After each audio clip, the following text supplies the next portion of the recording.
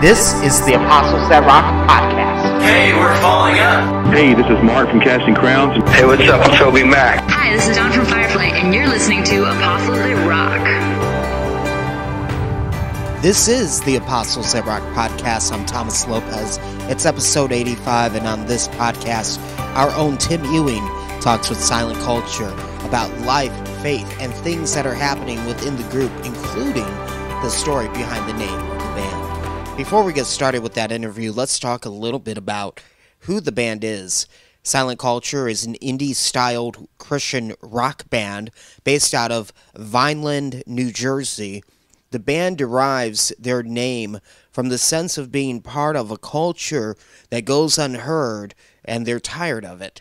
They're speaking up and are determined to do so regardless of what they have to say, to be a voice for the voiceless. They have a really well-rounded rock style that combines with raw, gritty, sometimes even punk-esque vocals that, as a result, can't be compared to other Christian rock bands. Some of their musical influences include bands like Reliant K, Cardboard Kids, Colony House, and Switchfoot. Now let's hear Tim Ewing as he talks with Matt and Cliff of Silent Culture. No, I met you back in 2015 at the first ever Kindred Awards, where you were still in Faith Beyond Fear. You had just won the award for New Group of the Year, and that seemed to be something that was going really great for you guys. Then I found out shortly after that you decided to merge with Jesse Freisen and another band that was doing extremely well called Above the Fall. Could you tell us the story behind the merging of the two bands and how it ultimately became Silent Culture? Yeah, so it was weird because just before the Kindreds, I had reached out to Jesse, and we were just kind of picking each other's brain about music, and then we ended up just kind of having like a jam session together, and then we talked about collaborating on a song, and we did that, and it went really well. We kind of decided that we all really wanted to just merge the band because we made really good music together, and we enjoyed playing music together. So then we were Above the Fall. We did that for a little while, and then there was kind of a falling out with one of the guitar players and their family and the whole team out of Nashville, and it was just it was a big mess. And so the next day we decided that we were starting Silent Culture. And yeah, so that's how Silent Culture started. Wow, that's so cool. I love the name Silent Culture. It's just something that kind of pops when you say it, and as a band name, I think it's a really creative name. Can you tell us the story behind how you agreed upon that and what the meaning was behind it? Yeah, so there were many hours spent in our old guitar player, Ryan. It was in his basement. Many hours spent trying to come up with names. And Silent Culture came up, and we all really liked it, and the meaning behind it was just because we felt like so many people are afraid to speak their minds and say how they feel because they're afraid to be judged. And so we just feel like a lot of what we live in is what we call a silent culture. And we kind of wanted to be that difference with our music and everything like that. So we decided that we wanted to go with silent culture just because it had such a big meaning for us. Awesome. Now, you recently recorded a 5-song EP entitled God Only Knows, which has really captured the attention of a lot of people for its creativity and fresh musical approach. Could you give us an overview of this CD, why you named it God Only Knows, and what people can expect to hear when they pop it in their CD player? Yeah, so we picked God Only Knows because we were like running through a bunch of album names, and there's a song by the Beach Boys called God Only Knows, and it's such a great song. And we felt that it really fit the album because throughout everything, the whole album kind of ties together where we're not really sure about life, what's going on. Some good things happen, some bad things happen. And then the end of it, really, God is the only one that knows. So we felt like it was a really huge fit for the album itself.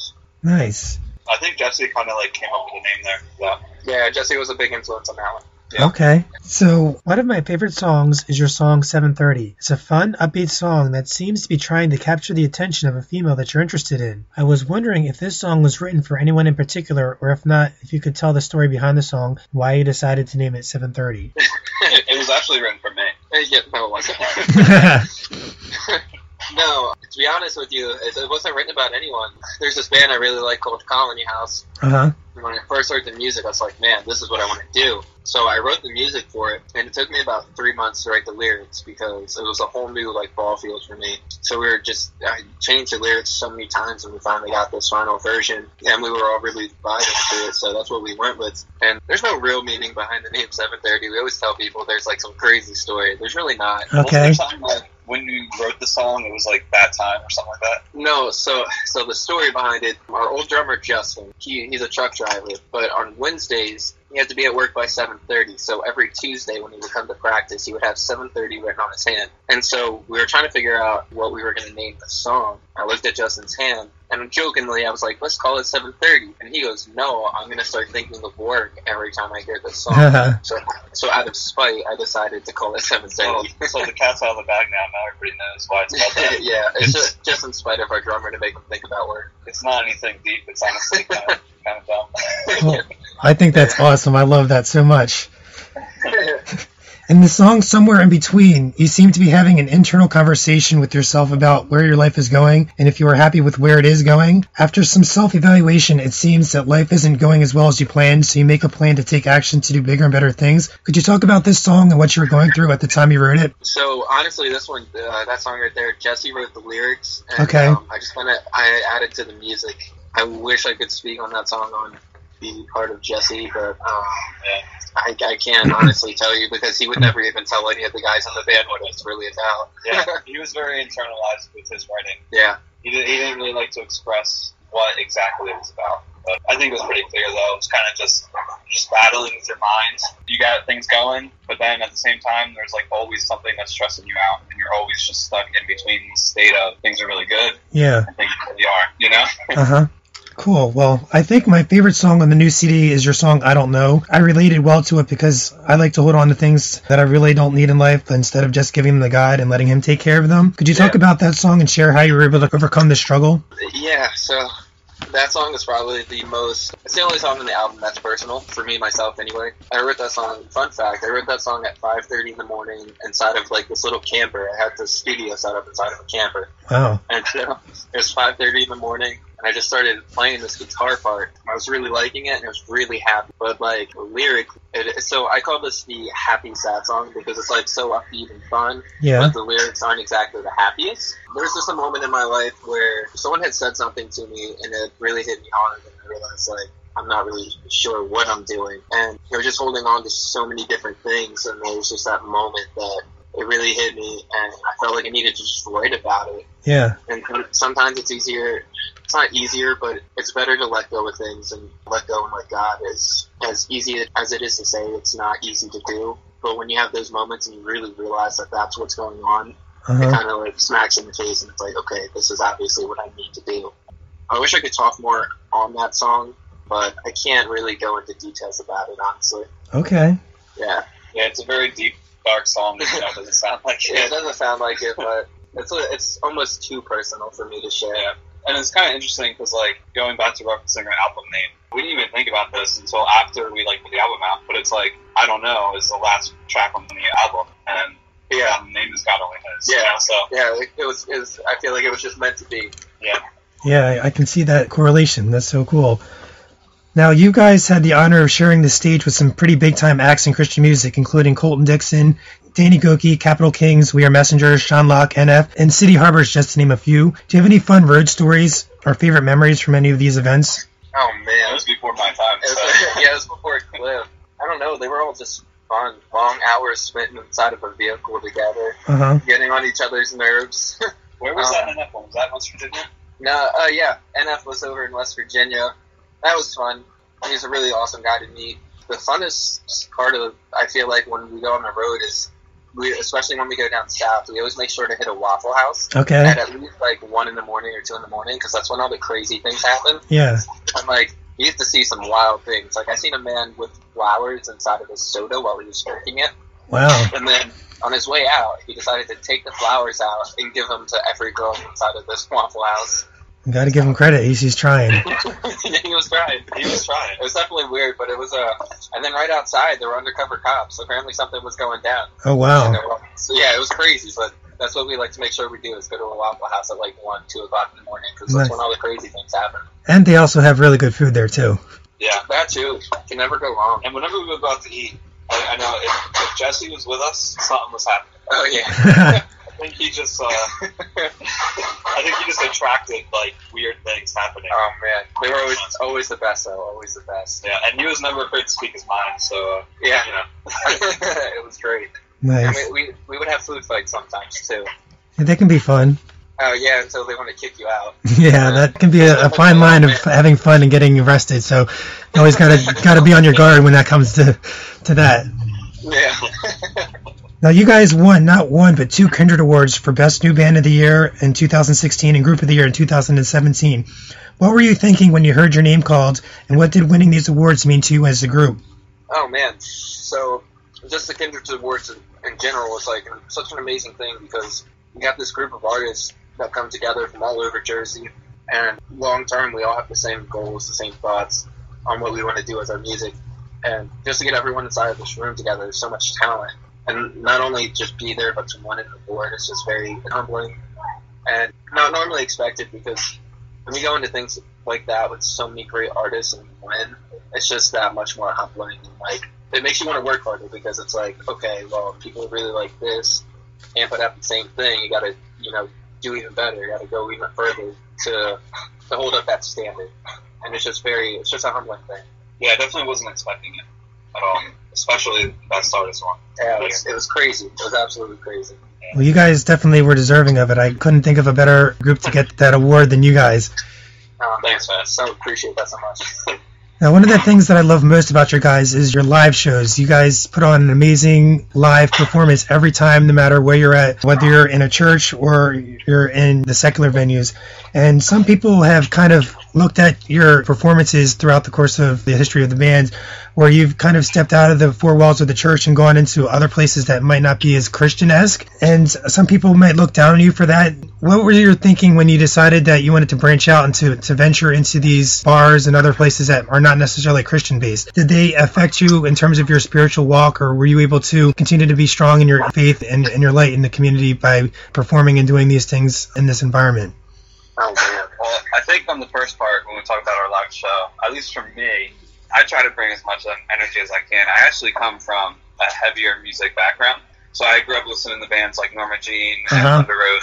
And I don't know if anybody's ever watched Norma Jean, but they have the craziest show. Slamming guitars every night, kicking through their drum set.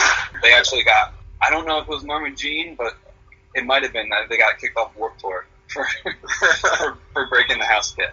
So what he's trying to say is we just really like to bring energy and just have fun doing what we're doing. Yeah.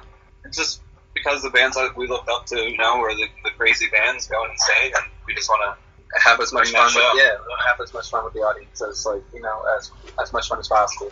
We're branching out. It's crazy. We did get a lot of backlash, and then we also did get a lot of support.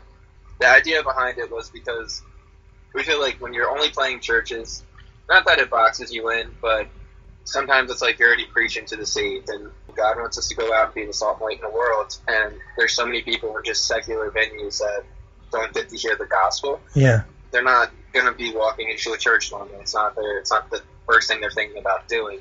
So how are we supposed to reach them if we're only playing in churches? So we decided to branch out.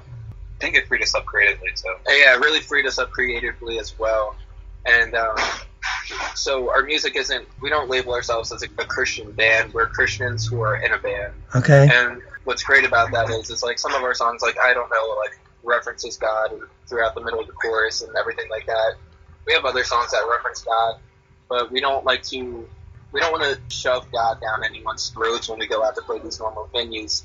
And just like no one likes anyone else's beliefs shoved down their throat, it's not welcoming to anyone. Right. So when we write our music, we have fun, and we kind of look at ourselves as the ministry as opposed to the music. So our music is really to catch people's attentions and get people to feel comfortable talking to us. And then the ministry happens before and after we walk off that stage when we're talking to everyone. And it's been crazy because a lot of people really doubted what we were doing. And we've had other bands where they know nothing about God, but we talk to them. And a lot of people have come back to us after the shows, hit us up on Facebook, Instagram, like, hey, I know this is a weird question, but can you pray for me? Like, I'm struggling with depression for this or this or this, And I'm like, that's not a weird question at all. Yeah, that's awesome. I'm more than happy to.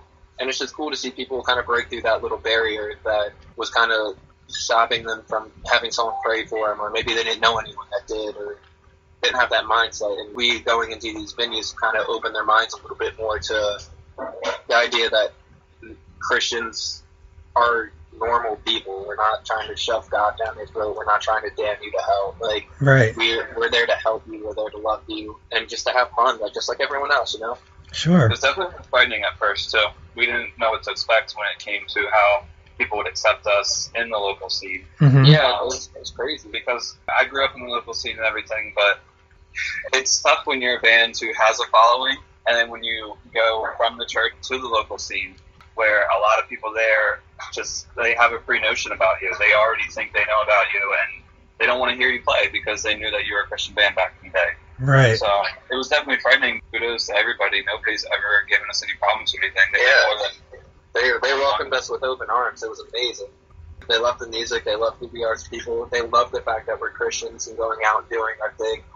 And they respect it. They actually really respect it a lot. And it just wasn't what we were expecting, but we're more than grateful that that's how it happened. You know, we believe God had it lined up that way for us. Nice. Now, all of you guys are still relatively young, and a majority of your fan base seems to be either teenagers or young adults. With your high-energy approach to music, what message do you want young people to learn the most from what you do as a group? Man, never to give up on your dreams. Life gets hard, life gets difficult, but you have to keep that bigger picture mentality and keep pushing through whatever it is, because when you follow your dreams and you reach those dreams and those goals, it's much more satisfying knowing you went through those hard times and still pushed through and got there. Because life can be very, very difficult. I didn't have the easiest life growing up. And that's actually really what pushed me towards music.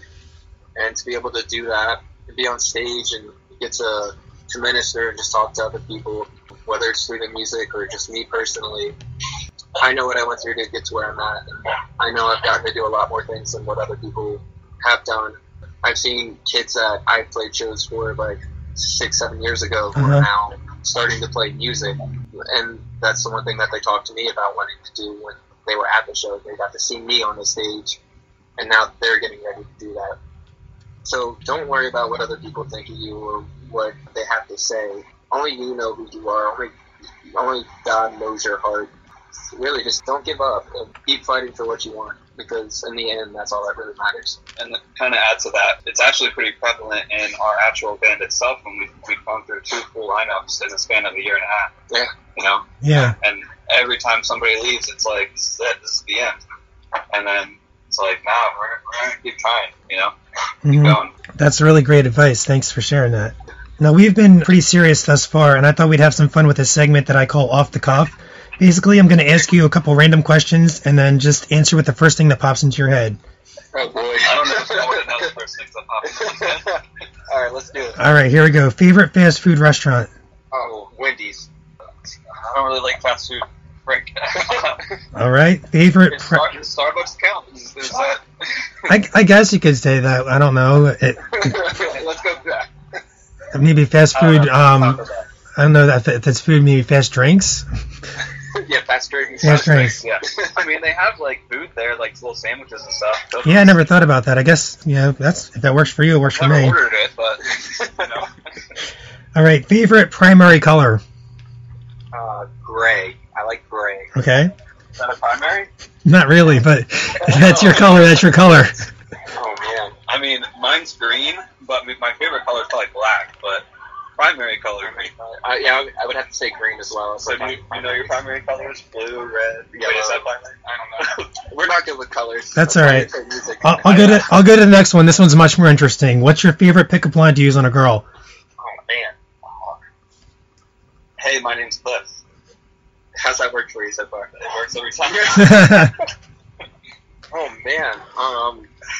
I don't think I've ever used a pickup line. I feel like I'm too afraid to talk to females that if I walk up and do a pickup line, I'd be sure to mess it up. That's so awkward. I'm really awkward. I feel like it would be like... Yeah, I thought this was a Christian podcast. Man. If you don't have one, that's fine. Probably how you doing? Like Joey Tribbiani from Friends. How you doing? How you doing? All right, best cartoon character of all time. Hey Arnold from Hey Arnold. His name was just Arnold. Yeah, Arnold from Hey Arnold. Best cartoon character. Probably Shaggy from Scooby-Doo. Okay. Good classic and good Nickelodeon classic, too. Both of them are awesome. Yeah. If Hollywood would make a movie about silent culture, what actor would you want to play you in the movie? Oh, dude, this is such an easy one because he looks just like me, Ryan Gosling. Okay, I would want Ryan Reynolds to play me. Oh, so you're both going with Ryan's. That's cool. Yeah. If you could I feel own... like it would make a great lineup. Yeah, it would. Represent you well. Yeah, he definitely would. Maybe. It's Ryan Reynolds. Maybe. If you could own any car in the world, what would be your dream car? Oh, man. I would want a 1968 Chevy Camaro SS hardtop, stick shift 4 on the floor. So pretty much what I drove in the 730 music video, but a hardtop. Nice. Mine would be an old General Lee. They're really, really cool as well. That's Yeah. awesome. It's an old 69 Charger. Oh, what's the best prank you ever pulled on someone or had someone pull on you? I don't know. When I was in high school, it's my sophomore year. It was when flipping book bags was like a thing. You take everyone's stuff out and you flip the book bag and then you put all their stuff back in. So I took it to a whole new level. This kid went to get lunch and he always flips everyone's book bag. I was like, oh, this is my chance. So I took his stuff out, flipped his book bag, put his stuff back in and closed it. And then I zip-tied it shut. And then I zip-tied it to the lunch table. So then when he was getting ready to leave, he realized it was flipped and he got mad. And he grabbed his book bag and went to pull it. And he pulled the whole table with him. It was amazing. Oh, that's awesome. I feel like our stories stink. No, that's pretty creative. I think mine, I mean, it wasn't really like a good prank because it didn't even work. But I put a bunch of crazy glue on a girl's seat in high school and she sat on it. And, I mean, I got in trouble.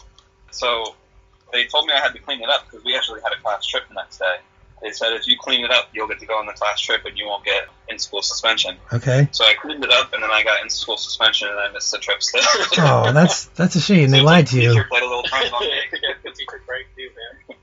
Do you have any favorite Bible verses? Mine's Romans 8:18. Okay. I don't know if I could quote it off the top of my head. Let me look it up here real quick, Matt. You can go ahead and see. Mine's cliche. I believe it's Philippians 4:13. Mm-hmm. I can do all things through Christ who strengthens me. That is correct. Philippians 4:13. Yeah, that's probably my favorite verse. It's something I have to tell myself daily because I have a lot of self-doubt. And that's kind of the thing that keeps me going, you know? All right, so I have Romans 8:18. Yet what we suffer now is nothing compared to the glory that will be revealed in us later. So, I like that one as well. yeah, man. I'm going through tough times. It's like, dude, I'm suffering, but something's going to be revealed to me pretty soon, you know? Something's going to break through. It's always a good verse to lean back on when you're having a rough day. Yeah. Now, getting back to your music, in 2016, you released your debut CD entitled Behind These Walls. Could you talk a little bit more about this CD and what makes it different from your new CD, God Only Knows? Oh, man. Yeah, so Behind These Walls was written very, very quickly, like within like maybe 2 or 3 months. Okay. We wanted an album. As soon as we decided that we were going to silent culture, we were like, okay, we need music to put out with this because we made a huge switch, so we need to record something. So it was definitely a lot heavier music, more like rock. Yeah. And it was very rushed, but it was still fun. That one, I feel like most of the songs leaned more towards the Christian music scene. That was when we were still only playing at churches. Okay. So the song This Is My Life opens up the CD with a strong statement that enough is enough. This is my life. I'm not going to sit idly and allow society to dictate how I'm going to live my life. The lyrics say, I don't care what people say. I can't wait another day. I'm taking back the fight.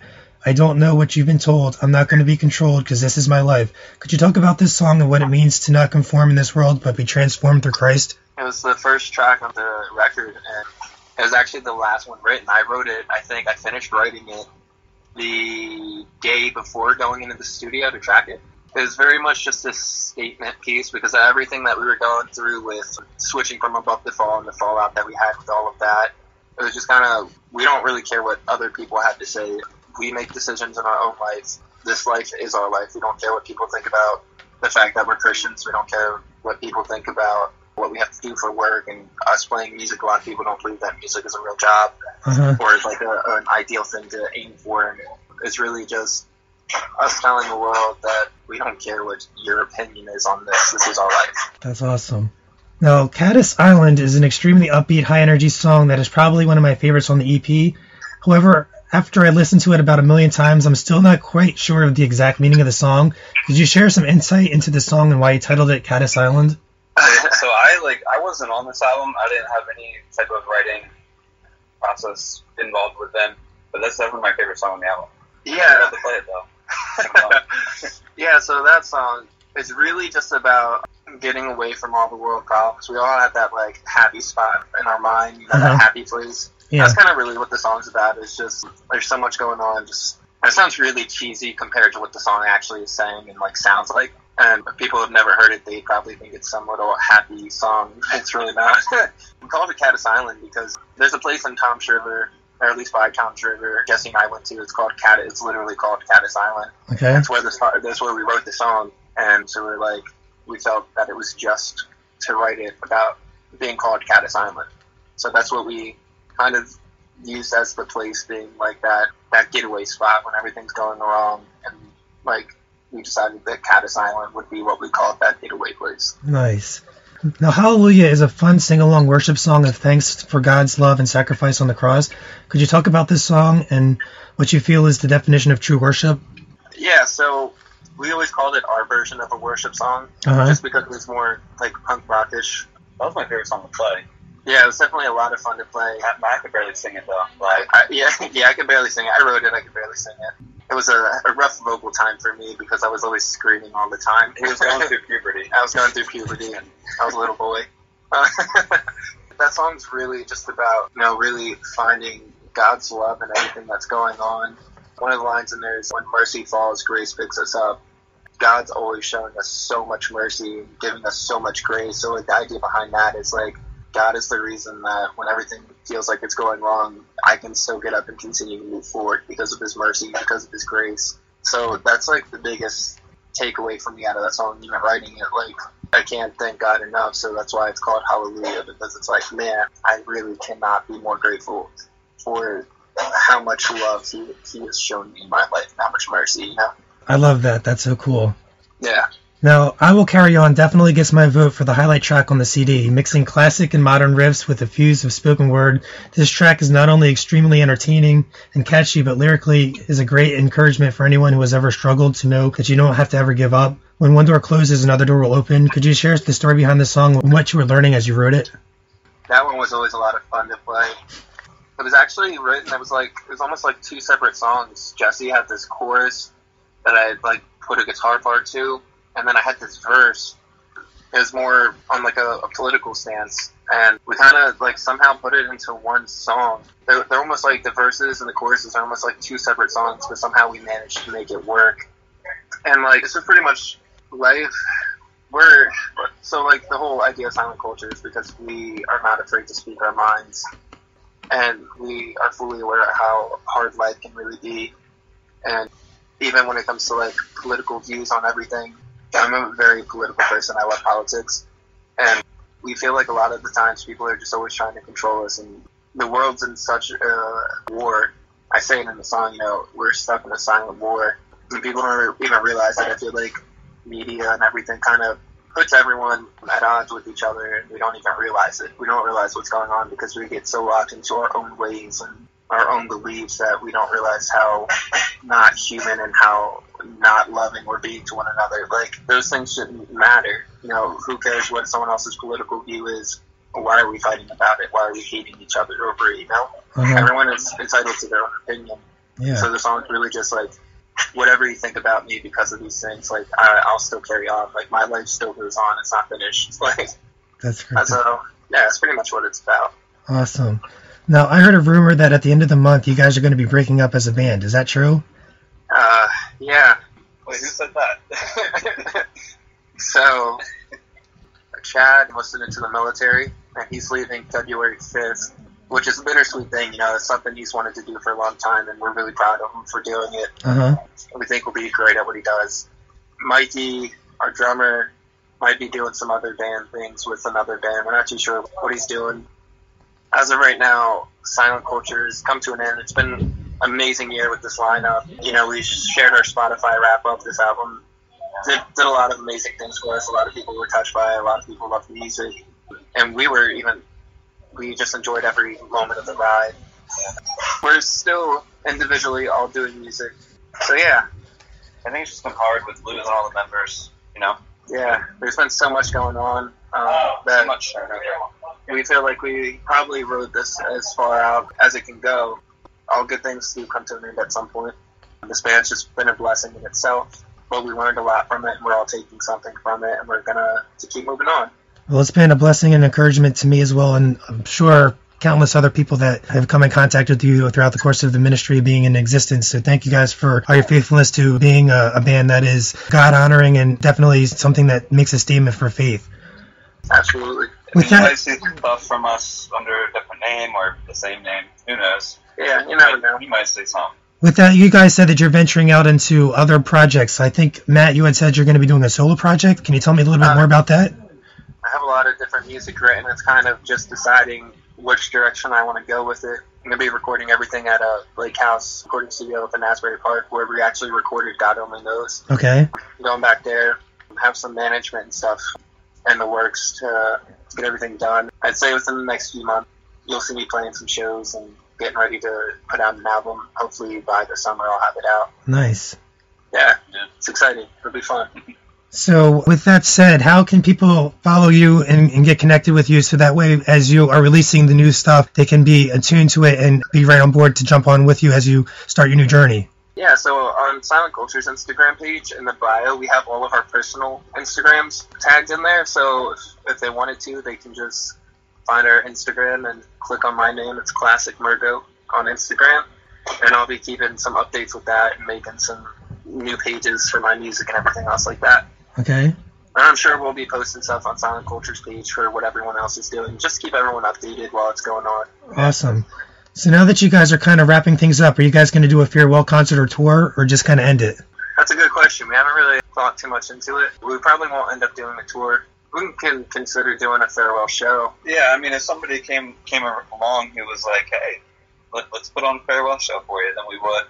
But I mean, as you know, it takes a lot of time and energy to try to book a show and make sure people come out. And, Yeah. You know, I mean, if a church was around and was just like, hey, we want to put on a show with you guys as a farewell, I think we'd be pretty down for it. Yeah, absolutely. Cool. But for us to reach out to venues and, you know, everything, it's tough, you know? Yeah. I mean, so if anybody wants to book us, it's a farewell show. We're here. Maybe we'll have some original members or something pop up. Oh, that'd be awesome. Yeah, that would be awesome. I'll put my feelers out and see what I can do. Sounds good, man. So how can we pray for you guys?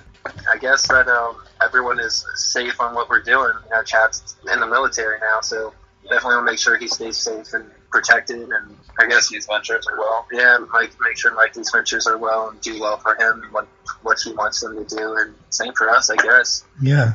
We're all kind of starting new jobs, so, you know, that would be pretty sweet.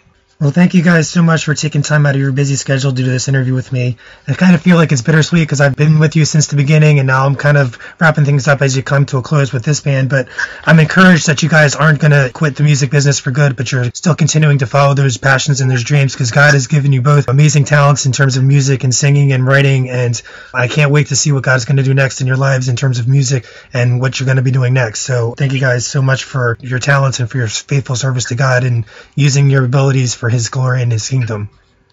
Absolutely. Thanks for having us, man.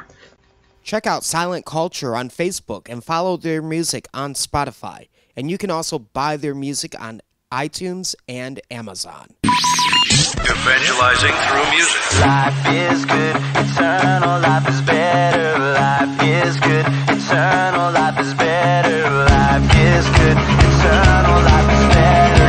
Life is good, eternal life is better. Apostles that rock.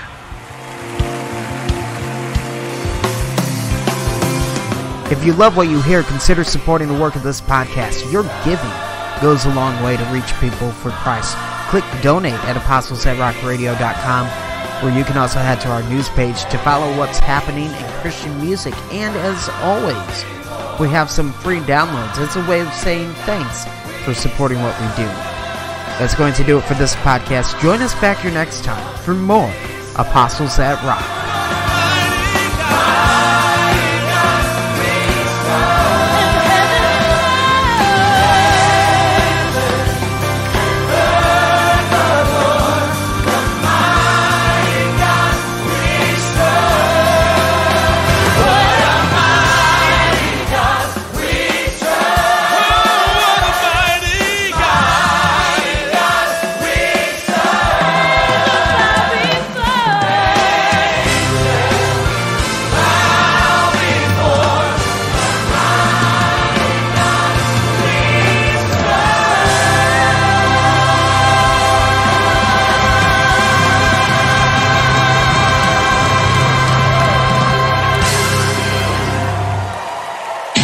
Evangelizing through music.